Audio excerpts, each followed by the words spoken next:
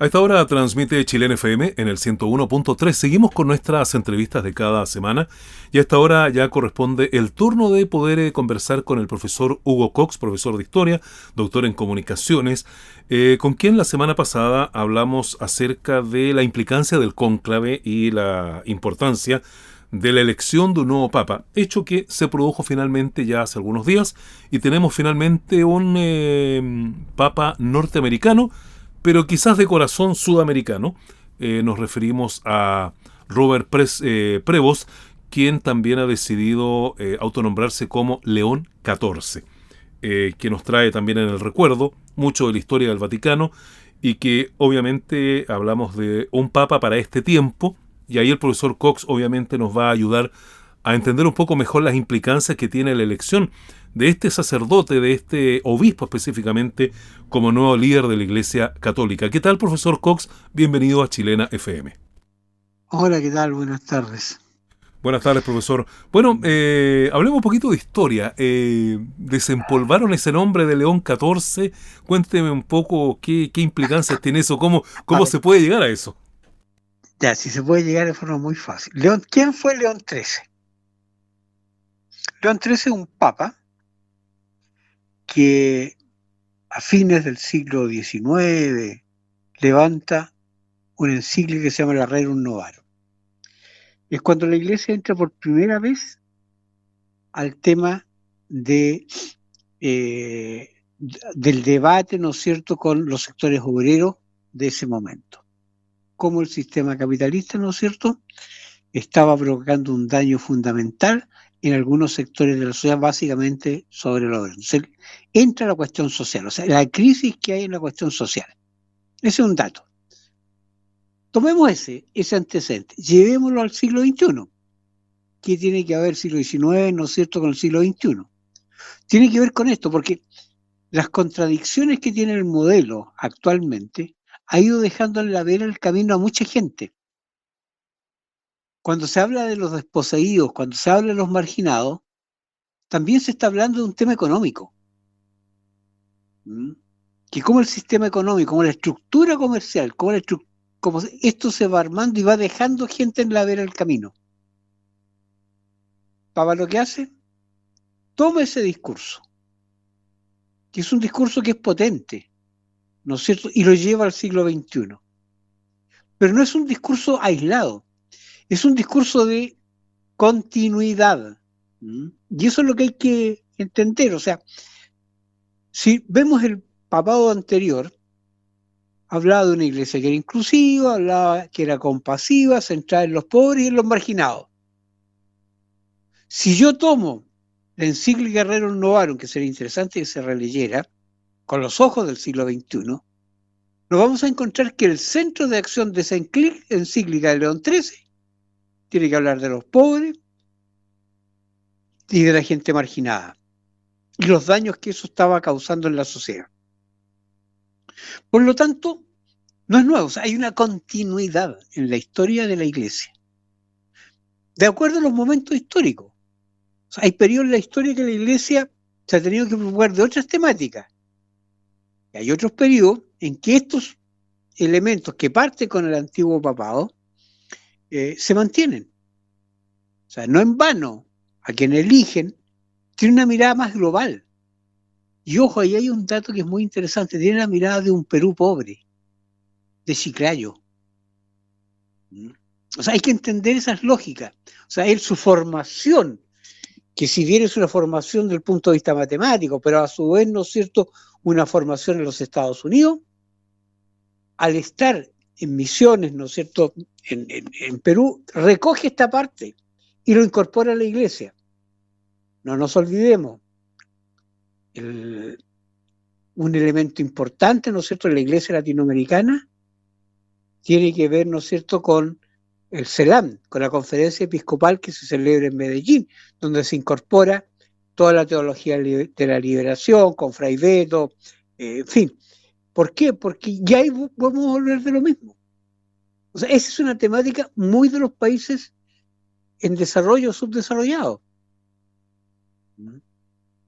Y esta mirada, ¿no es cierto?, se mantiene. Por eso se recurre a León XIII, no por otra cosa. se recurre por el proyecto, por lo que eso significó en el mundo social. Ahora, esto hay que entenderlo también, que él tiene una formación norteamericana, su formación es norteamericana. Y aquí hay dos elementos que hay que entender en esto. Primero, tiene una formación en Latinoamérica, concretamente en Perú, ¿no es cierto? Pero a su vez, tiene una experiencia pastoral en Perú y una experiencia en la curia romana. Si este era un cardenal de la curia, ¿no es cierto? Que le permite tener una comprensión más global de la Iglesia y una comprensión más global de los tiempos en que le va a tocar gobernar. Eso es en síntesis. ¿Por qué se llama León XIII, León XIV? ¿Por qué toma esto? Porque tiene que ver con esa iglesia, con esa parte de la iglesia. Pero no es el único tema. Va a tener que lidiar con la justicia social, ¿no es cierto? Que ese es su tema de grande fondo. Él va a continuar, ¿no es cierto?, con un problema que es básico en la iglesia, la justicia social. Y por lo tanto va a abordar los temas de la desigualdad económica, va a abordar los derechos de los trabajadores, va a abordar el cuidado del medio ambiente, en fin, toda la temática está vinculada a la temática social. Y eso él lo toma y saca de nuevo a la encíclica que Rerum Novarum, que es la que primero aborda estos temas, ¿no es cierto?, que era de León XIII. Yo no sé si esto más o menos explica el porqué. Sí, por supuesto, porque uno podría decir entonces con esto que no es antojadizo cuando un pontífice elige un nombre, ¿no es cierto?, con el cual va a gobernar la iglesia. Siempre hay una razón de fondo. Exacto. Y aquí está absolutamente explicada. Ahora, entendiendo que, como usted muy bien ha señalado, profesor Cox, el nuevo papa es de nacionalidad norteamericana. Eso es objetivamente así. ¿Cómo le viene a Donald Trump este nombramiento? Yo creo que los encontrones todavía no han empezado, pero van a empezar. Yo creo que hay un problema serio, porque tú estás viendo dos formas de entender el mundo, dos formas de entender la vida, que en algún minuto van a chocar. Pero eso todavía está verde, o sea, eso todavía estamos, cualquier cosa que yo diga es especulación. Lo que sí sé en términos reales, concretos, es que eso no va a haber convivencia nomás, porque son mundos distintos. Esa es la sal y el agua. Además, tú tienes un Donald Trump que tiene varias complicaciones serias, o sea, un tipo que parece ser que un narcisista indomable, no sé, pero actúa por impulso. O sea, hoy día levantó una política arancelaria contra China, ¿no es cierto?, que llegó al 125%. Resulta que los llama para poder negociar y ya están negociando para llegar a acuerdos, porque eso era insostenible. No, Estados Unidos estaba muy complicado. Una alta inflación, cesantía. Oye, el puerto de California, que los puertos principales de Estados Unidos, había bajado el ritmo en un 30-40%, porque no llegaban barcos. Y por lo tanto provocaba desabastecimiento. Entonces es complicado. Yo creo que la relación entre ellos no va a ser una relación suave, pero todavía no se da, o sea, todavía no hay nada. Recién el Papa lleva algunos días nomás. Entonces no podemos todavía. Pero yo creo que el Papa va a enfrentar otros problemas que son súper complejos. Por ejemplo, el tema de la inteligencia artificial. O sea, cómo la humanidad va a enfrentar la inteligencia artificial, está enfrentando la inteligencia artificial y cómo lo va a hacer. Y es un dato importante, porque por la inteligencia artificial está configurando un papel importante, ¿no es cierto?, del desarrollo del desarrollo de este instrumento, pero a su vez el uso ético de este instrumento. O sea, yo creo que ahí el Vaticano tiene harto que decir. Entonces yo creo que es un tema bastante complejo el que se o sea, fuera de la justicia social, que es una manifestación del modelo que tenemos, y por otro lado, ¿no es cierto?, el tema de la inteligencia artificial que ya está presente en la producción. O sea, yo te pongo un solo dato saliendo de esto. Hay que empezar a preguntarse en forma seria, ¿qué vamos a hacer con el ocio? ¿Cómo las sociedades van a enfrentar el ocio? Porque en la medida en que le inventamos a inteligencia artificial, que vamos robotizando todo, se necesita menos horas hombre. Bueno, ¿qué vamos a hacer con eso? ¿Cómo reorientamos las sociedades? O sea, es un tema súper complejo que no está siendo abordado. Antiguamente, por ejemplo, para hacer un auto, armar un auto, tú necesitabas en el auto 10 personas, 10, 11 personas. Ese es más o menos el rango.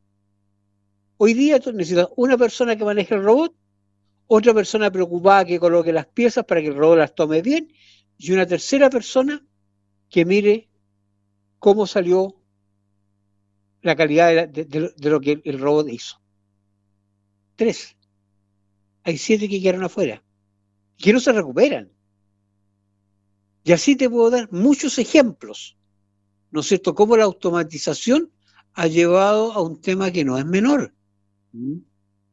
Yo creo que ese es un tema que la Iglesia va a tener que estar enfrentando. O sea, ya él lo planteó en una de sus intervenciones, ¿no es cierto?, que eso era básicamente lo que a él le estaba interesando. O sea, y ahí venimos, de ahí entonces deriva otro problema. Viene la cosa interna, la gobernanza de la Iglesia. Y en la gobernanza de la Iglesia tiene que haber una reforma. O sea, ¿cómo reforma? La reforma que necesita la curia romana. Por lo tanto, una reforma profunda a la burocracia del Vaticano. ¿Te fijas? Entonces, ahí hay un tema, ¿cómo la hago más eficiente, más transparente? Ahí hay un gran temazo. Y por otro lado, puede gobernar solo o necesita de consejos o de comités que le permitan ir gobernando en las actuales condiciones, porque es un mundo demasiado complejo. Y la Iglesia es un poder, y eso hay que entenderlo, es un poder blando de una magnitud enorme. Por lo tanto, aquí hay dos elementos clave. Yo te estoy planteando dos cosas que son claves. Continuidad, por un lado, en la línea de la justicia social, los marginados, en fin. Y por otro lado, el diálogo que tiene que bloquear al interior. O sea, aquí los desafíos globales que hay hoy en día colocan a este poder en una situación que el diálogo es fundamental. Es más o menos lo que está ocurriendo, porque ¿cómo voy a provocarme con mi enfoque en justicia social, con mi enfoque en la inteligencia artificial, las reformas que necesito hacer en la Iglesia para poder entender todo este fenómeno? Son de una implicancia de largo alcance en el mundo en general. Además, América Latina, ¿verdad?, de una matriz que es católica, de una matriz cristiana, finalmente. Entonces, yo creo que esto no es muy, muy simple de abordar.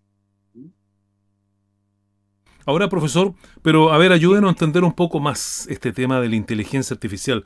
¿Por qué a la Iglesia le debería debería interesar tanto este tema? ¿Por qué no nos ayuda ahí a entenderlo más detalladamente? Porque la Iglesia también usa la inteligencia artificial. Si eso es un dato, porque tiene que acelerar sus procesos en distintas formas. Y es lo que el mundo hoy día va a empezar a usar. Y si la Iglesia no quiere estar ajena, o sea, la Iglesia no puede ser solo de ritos, porque la sociedad no lo va a entender. El rito solo tiene importancia en los sectores vinculados a la Iglesia. Pero el laico, el que es ajeno a la Iglesia, eso le cuesta mucho entenderlo. No es parte de su acervo. ¿Te fijas? Entonces yo creo que el tema es mucho más complicado de lo que nosotros nos imaginamos. Ahora, no te olvides, solo en América Latina hay más de 1 millón de católicos. Mucho más en América Latina. ¿Cuánto hay en el mundo? O sea, es muy complejo, o sea, no podemos obviar ese fenómeno. Por lo tanto, yo creo que ese hecho, solo ese hecho, genera, ¿no es cierto?, una tremenda preocupación para cualquiera y para los gobiernos centrales. Si los gobiernos centrales no pueden desconocer eso. Mira, yo te pongo un ejemplo, que en plano local, ¿quién está hablando de las reformas que necesita el Estado para enfrentar la dinámica del siglo XXI? Nadie. Oye, de repente yo escucho y se levantan recetas de los años 60, 70 para resolver problemas de ahora, cuando el sujeto histórico es distinto. Y la iglesia se puso en esa perspectiva, decir, el momentito, o sea, me está cambiando todo el tema. Entonces, ¿qué hago? ¿Cómo lo hago? ¿Cómo resuelvo este problema? Y la única alternativa que tiene la iglesia en estos instantes, según lo que yo veo, por lo que estoy viendo, es que los enfoques globales, la iglesia no le habla al Vaticano, la iglesia no le habla a Perú, no le habla a Estados Unidos, le habla al mundo. Y en el mundo, esos son los problemas hoy en día más acuciosos. El tema de la iglesia, como un elemento clave, ¿no es cierto? Y por otro lado, un tema, y aquí donde es importante la unidad y el diálogo. La iglesia sabe, el Papa y la Curia sabe que necesita la unidad de la iglesia para poder enfrentar este conflicto. Pero junto con eso, sabe que tiene que escuchar, tiene que reflexionar, el silencio y la reflexión son parte del diálogo tanto dentro como afuera. Porque el mundo es complejo. O sea, ¿cuántas guerras de baja intensidad tenemos? ¿Solo está la guerra en Ucrania? ¿Y qué pasa en Gaza? ¿Qué pasa en Siria? Bueno, y agrégale a la India y Pakistán ahora último. Claro. Entonces al final tú dices el momento, o sea, tenemos una serie de guerras de baja intensidad, guerras tradicionales, llamémoslo así, que en alguna medida entorpecen, generan muertos, y la iglesia está ahí. Tiene que estar ahí, pues no le queda otra. Entonces, ¿cómo enfrento este fenómeno? Y la iglesia siempre ha estado detrás. O sea, el poder de la iglesia para solucionar el conflicto es enorme. O sea, mira, si solo el caso de Chile, acordémonos la crisis, la cuasi guerra con Argentina en el canal Beagle. Sí, claro, por las 3 islas, ¿no? ¿Quién fue que destrabó todo eso? Fue el Vaticano. Manda un cardenal que se mueve entre los dos países y logra el acuerdo. Pero es la iglesia la que se mueve ahí. No se mueve otro. ¿No? Es el papel de la iglesia, que ha sido siempre.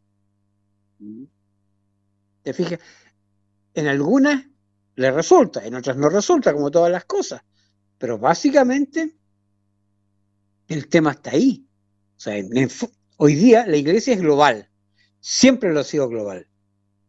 Y por lo tanto tiene que dar respuesta a los problemas globales. Y según lo que yo pienso, la inteligencia artificial más el problema de la justicia social es enorme. El tema de los marginados, el tema de la inmigración. O sea, son temas que son acuciosos, que tienes que resolverlos, tienes que hablar a ese mundo. Si no te quedas sin feligreses. Claro, bueno, claro, en este sentido, claro, un detallado análisis respecto de la inteligencia artificial, el rol de la iglesia, sobre todo en nuestro continente. Bueno, ¿y este Papa va a responder a todas esas inquietudes, profesor Cox? No sé, yo sé que esos son los desafíos que tiene. No conozco, no estoy ahí, no estoy en la Curia, para saber cómo están las corrientes que se mueven ahí. Pero sí, ese es el desafío. O sea, si la iglesia quiere estar presente en el siglo XXI, tiene que tomar estas banderas. Y él ya en 2 o 3 discursos uno, cuando fue ungido papa, plantea estas líneas gruesas. Y después en 2 documentos más vuelve a plantear y a reiterar lo mismo. Entonces ya es una decisión. O sea, si yo tomo los documentos oficiales, es una decisión de este papado. Y eso es lo importante, o sea, no es algo baladí. O sea, yo te pregunto, ¿cómo se informa la gente hoy en día? El 70% de la gente se informa a través de redes sociales. Sí, claro, es eso fuente de información, absolutamente. Ya, correcto. Entonces, ¿qué está haciendo el Papa? Está entrando en Instagram, está entrando en X, está entrando en las redes sociales. Porque sabe que ahí está la información. Porque sabe que tengo que horizontalizarla. O sea, yo tengo que meterme en el mundo del siglo XXI, o sea, no tengo otra alternativa. Además, este es un Papa que es joven, que tiene 69 años, Así es. ¿te fijas? Y, ojo, con la experiencia en América Latina y la formación norteamericana.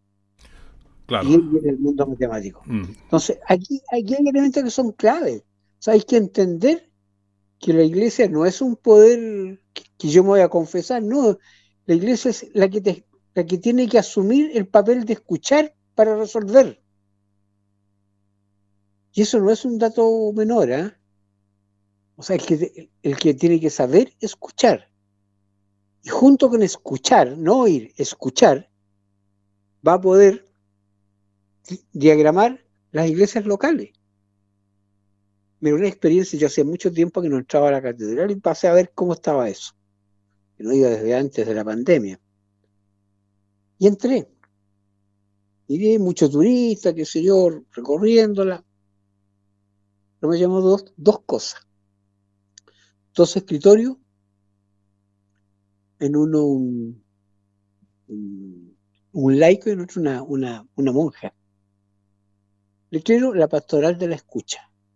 Pregunto, en mi ánimo de investigación histórica, y pregunto, ¿por qué esto? ¿Qué?